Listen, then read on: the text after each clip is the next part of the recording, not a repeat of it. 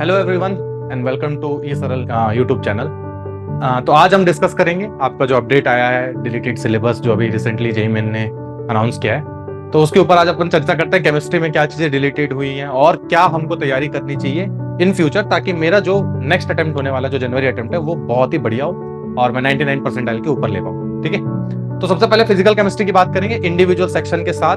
हम ये भी देखेंगे कि मुझे इसकी तैयारी कैसे करनी है ताकि मेरी तैयारी बहुत अच्छे से इनहांस हो सके आगे जाके। ठीक है, तो सबसे पहले देखा जाए फिजिकल केमिस्ट्री में सॉलिड स्टेट डिलीट हो गया है। ये वैसे तो इजी चैप्टर होता है बट इसको डिलीट कर दिया गया है। Next surface chemistry. Surface chemistry पिछले साल के कंपैरिजन में देखा जाए 2023 में कुछ पेपर्स ऐसे थे जिनमें सरफेस केमिस्ट्री के दो क्वेश्चन आए हुए थे।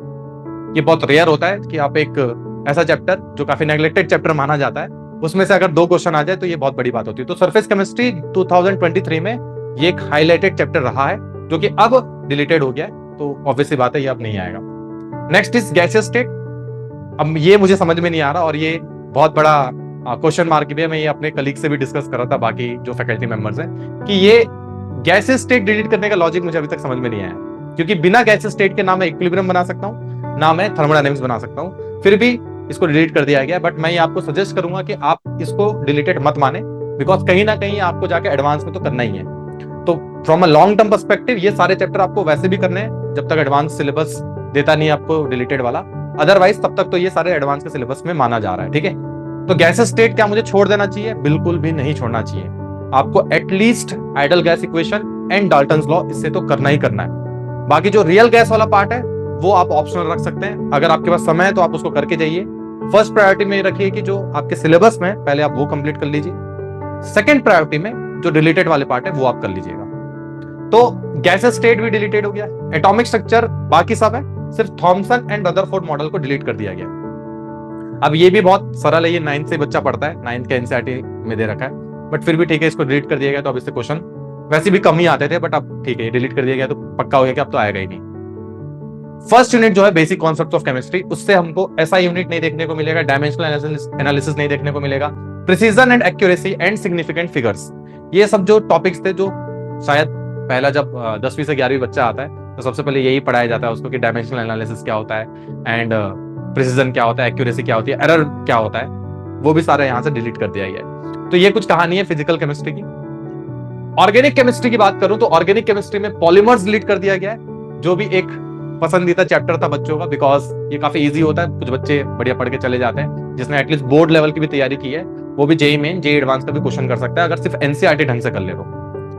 Next is chemistry in everyday life. अब ये थोड़ा सा बढ़िया भी बात हो सकती है और बेकार भी बात हो सकती है, क्योंकि केमिस्ट्री इन एवरीडे लाइफ से काफी अच्छे और इजी क्वेश्चंस भी आए हुए हैं और काफी एकदम उटपटांग क्वेश्चन भी आए हुए हैं। जैसे कुछ क्वेश्चन ऐसे आए हैं कि इस बेस में कितने कैरल सेंटर होंगे, अब वो इतने स्ट्रक्चर बच्चा याद करे ये थोड़ा सा मुश्किल हो जाता है, तो ये डिलीट कर दिया गया है। तो ये आप खुशखबरी माने या दुख खबरी माने वो आपके ऊपर है, बट ये भी डिलीट कर दिया गया है। सही है।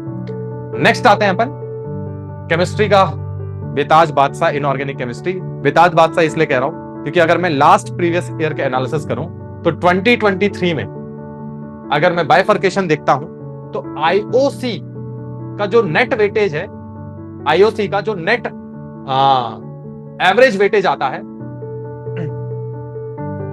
वो आता है अराउंड 11 से 12 क्वेश्चंस।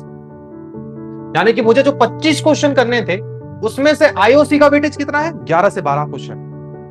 या 11-12 क्वेश्चन बहुत होते हैं। ओसी का वेटेज कितना है? ओसी का वेटेज है 7 से 8 क्वेश्चन। पीसी का वेटेज कितना है? 6 से 7 क्वेश्चन। ये वेरी करता है बिकॉज अलग अलग शिफ्ट होते हैं, तो वो थोड़ा बता पाना मुश्किल है, बट ऑन एन एवरेज इतना ही है। अब इन सब से मुझे क्या समझ में आ रहा है? इन सब से मुझे ये समझ में आ रहा है कि कुछ तो गड़बड़ी इसमें होने वाली है वेटेज।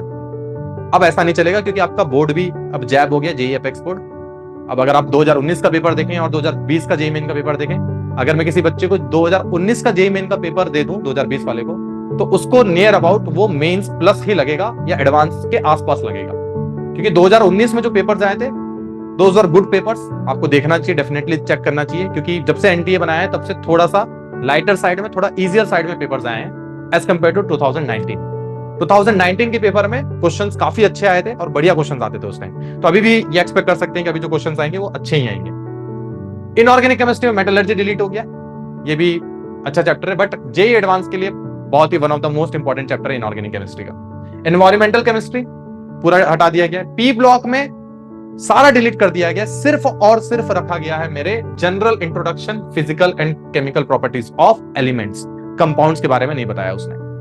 तो अब भी ये एग्जैक्टली क्या होगा, ये ना क्वेश्चन मार्क है एक्चुअली। किसी की बात पे अब भरोसा मत करना कि ये बिल्कुल ही पी ब्लॉक छोड़ के चले जाऊं क्या, ऐसा करना थोड़ा रिस्की होगा। तो मैं तो अभी ये बोलता हूं कि पहले आप इसको सेकंड प्रायोरिटी पे डालो। फर्स्ट प्रायोरिटी मेरी क्या होनी चाहिए कि मुझे जो जो पहले आ रहा है ना, जो जो सिलेबस में पहले मैं वो कर लूं। सेकंड प्रायोरिटी में मैं पी ब्लॉक के ऊपर जो कंफ्यूजन क्रिएट हुआ है उसको मैं सेकंड प्रायोरिटी में रखूं। जितने भी 12th गोइंग होंगे बच्चे उनको तो पढ़ना ही पड़ेगा, है ना, क्योंकि कहीं ना कहीं वो एडवांस के लिए भी तैयारी कर रहे होंगे। एडवांस में तो वो आता ही आता है, अभी तक तो उसका कोई क्लैरिफिकेशन नहीं है। तो मेरे हिसाब से तो ये आपको देख लेना चाहिए। आप इसको सेकंड प्रायोरिटी में रखिए, फर्स्ट प्रायोरिटी में आप जो सिलेबस में वो करिए, ठीक है। S block completely deleted, hydrogen is also completely deleted. ये सारे चैप्टर्स कंप्लीटली डिलीट कर दिए गए हैं। अब जो नया पेपर आएगा उनमें इनके क्वेश्चंस कम देखने को मिलेंगे, इनफैक्ट नहीं देखने को मिलेंगे। तो फाइनल कंक्लूजन क्या निकलता है इससे? फाइनल कंक्लूजन ये निकलता है कि 2024 का जो वेटेज होगा वो कैसे दिखने वाला है। तो 2024 का जो वेटेज होगा कहीं ना कहीं मैं ये जस्ट एक एनालिसिस कर रहा हूं, ऐसा होगा नहीं होगा मुझे नहीं पता, हो गया तो भी बहुत अच्छी बात है। ये जो पीसी का सेक्शन है ना, इसमें आपको वेटेज दिखता हुआ दिखेगा। ये कहीं ना कहीं ये बढ़ाने की कोशिश करेंगे। क्यों? क्योंकि इनऑर्गेनिक के जो छोटे छोटे चैप्टर्स थे ना, इनसे क्वेश्चन आए हुए हैं 2023 में, अच्छे खासे आए हुए हैं। नॉट ओनली 2023, 2022, 2021 में भी इसके क्वेश्चंस देखने को मिले।